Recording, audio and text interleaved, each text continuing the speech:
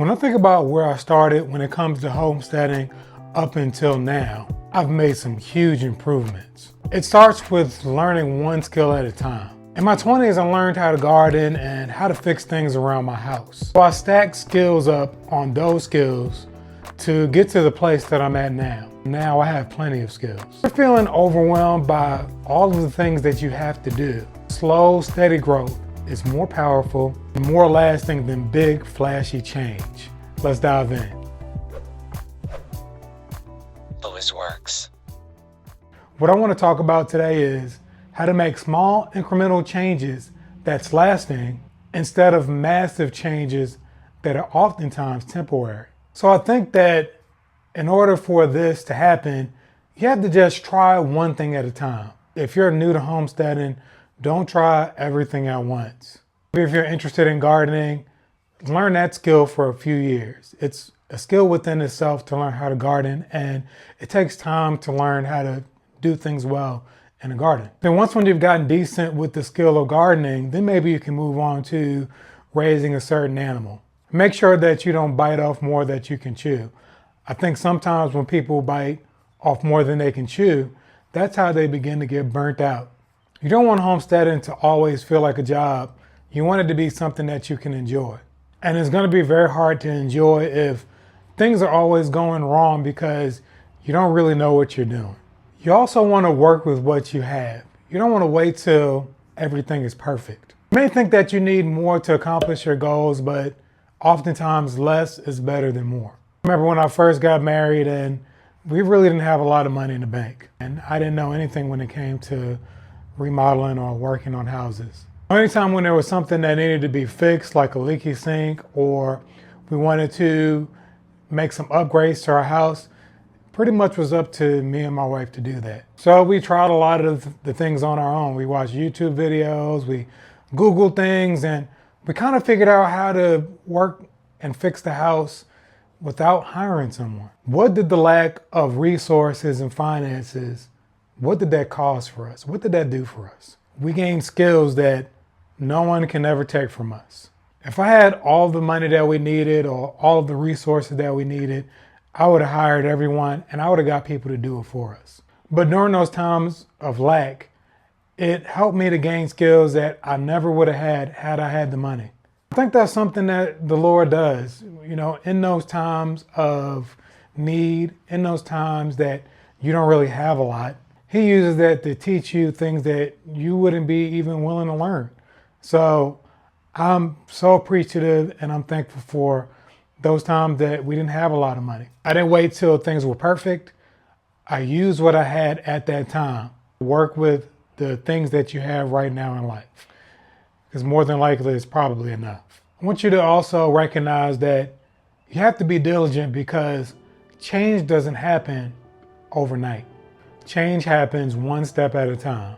Proverbs 21:5 says that the plan of the diligent certainly leads to advantage, but everyone who is in a hurry certainly comes to poverty.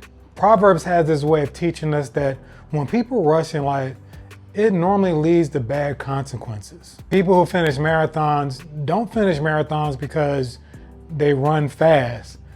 They finish marathons because they're able to continue without quitting. They do that with a slow, steady pace. Be faithful with those small things, those small tasks that you do every day. And I promise you, in the future, you'll see some compounded results because of that. A book that I read not too long ago called Atomic Habits, and I really enjoyed the book. It had a lot of useful information in it. But there's one quote that the author wrote that I feel is really powerful, and you can find that theme kind of throughout the book of Proverbs. Small, consistent steps lead to extraordinary results. I want you to apply that quote to homesteading. I don't want you to take big giant leaps. Big giant leaps can oftentimes be harmful. Take those small steps and figure out the things that you like and the things that you don't like. When it comes to homesteading, you have to be okay with imperfections. A few days ago, I was working on my garden and I was pulling all the weeds up by the roots. Guys, I was spending days doing this. It's so much work when it comes to pulling up weeds. In my mind, I was thinking, man, I want to get my garden looking as perfect as I can, and I want to get all of these weeds out. And let me tell you, After a few days of pulling those weeds out, I really was starting to get worn out. Eventually, I just started pulling weeds and not really even worrying about if I got it rooted out or not. Pulled up my propane torch and then I just started burning the weeds up as well. Then it really hit me. I really thought to myself, I was like, I can't really expect to have a perfect garden. There's always going to be weeds. You can't stop weeds from growing. They always grow. You don't always have to be okay with a few weeds. I think that's even a life application. You know, there's going to be things in our life that is not perfect, and we have to have some tolerance for those imperfections. So when I was weeding out my garden, I came to the conclusion that it's okay if I have some weeds. I just need to make sure that my weeds are not bigger than the plants I'm trying to grow. If I want the perfect garden, man, that's just going to take forever. I'm going to always be in my garden. And I've got other things I got to do, so I can't always sit in my garden and pull out every weed that I see. Think about it, that's how life is. You have to be okay with those imperfections, and you have to practice contentment. And the same way you have to be content in life, you need to be content with the things that don't go right in your homestead. And I promise you, if you don't practice contentment, you're not going to enjoy homesteading, and you're not going to enjoy anything in life. You're always going to want more. You're always going to want circumstances and situations to be better. Practice contentment. Proverbs chapter 6, verses 6 through 8 says, "Go to the ant, you lazy one. Observe its ways and be wise, which, having no chief, officer, or ruler, prepares its food in the summer and gathers its provision in the harvest." There's a few things that I would like for you to consider when it comes to ants. There's many lessons that you can learn from ants, and Proverbs kind of teaches us some of those lessons. One thing I want to focus on is that it tells us to observe the way of the ant. Observe the way of the ant. The first thing that you want to consider about an ant is they're consistent. They carry one grain at a time, and eventually it ends up becoming something that's massive for them. Nobody's telling the ant what to do, when to work, and how to be disciplined. Ants tend to self-manage and stay productive through habits. I think this really speaks of how discipline can create systems in our life that can be long-lasting. If we discipline ourselves through creating habits, then that makes homesteading much easier. And this is a principle that is just not for homesteading. This principle can be for anything in life.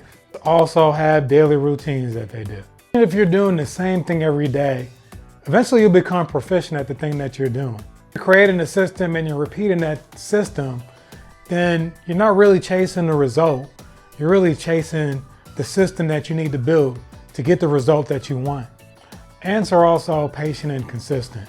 If there's something that's in their way that's stopping them, if there's something that's blocking them, they just reroute and they find another way to get through it. I want to encourage you today, don't despise those small beginnings that you have. Be like the ant. It's not rushing in life, but it's taking things one step at a time. Keep growing, keep showing up. One habit, one skill, and one day at a time. See you in the next video. If you like what you saw today, subscribe and tap that notification bell. Until next time, stay diligent. Want more? Watch one of these videos next. And don't forget to subscribe to stay updated.